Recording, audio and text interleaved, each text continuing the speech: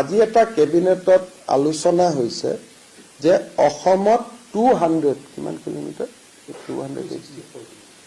264 kilometre নদীৰ ওপৰত বানপানী নাই, মথাউৰি নাই। সেইকাৰণে সেই মথাউৰি নোহোৱা জেগাখিনি দি পানীটো সোমাই গৈ বহুত অঞ্চল প্লাবিত কৰে।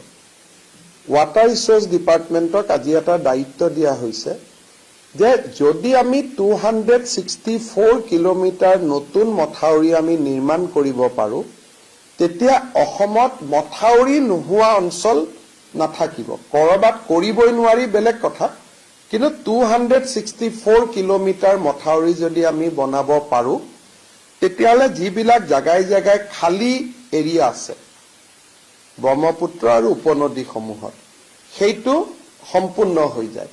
গতিকে ইয়াৰ বাবে কিমান পুঁজি লাগিব তাৰ বিষয়ে এটা অধ্যয়ন কৰি অহা কেবিনেটত ৱাটাৰ ৰিচোৰ্চ ডিপাৰ্টমেণ্টক এটা প্ৰেজেণ্টেশ্যন দিব কোৱা হৈছে, যাতে বান পৰিস্থিতিৰ সময়তে আমি সেই 264 কিলোমিটাৰ মথাউৰি একেলগে বনাবৰ কাৰণে আমি এটা সিদ্ধান্ত ল'ব পাৰোঁ। ৰিজাল্ট এইটোৱে হ'ব যে তেতিয়া 10 কিলোমিটাৰ মথাউৰি আছে, 1 কিলোমিটাৰ মথাউৰি নাই, গতিকে 1 কিলোমিটাৰটো দিয়ে পানী সোমাই যায়। সেইকাৰণে এই 264 কিলোমিটাৰ ফ্ৰেছ মথাউৰি, পুৰণা মথাউৰি ভাঙিছে, ৰিপেয়াৰ কৰিছোঁ, নতুন বনাইছোঁ নহয়, 264 কিলোমিটাৰ নিউ এম্বেকমেণ্ট আমি বনাব পাৰোঁ নেকি, তাৰ বিষয়েও এটা কিমান টকা লাগিব, কিমান আমাৰ সম্পদ আছে, তাৰ বিষয়েও আমি এটা ৰিপৰ্ট দিবৰ কাৰণে আজি ৱাটাৰ ৰিচোৰ্চ ডিপাৰ্টমেণ্টক নিৰ্দেশ দিয়া হৈছে।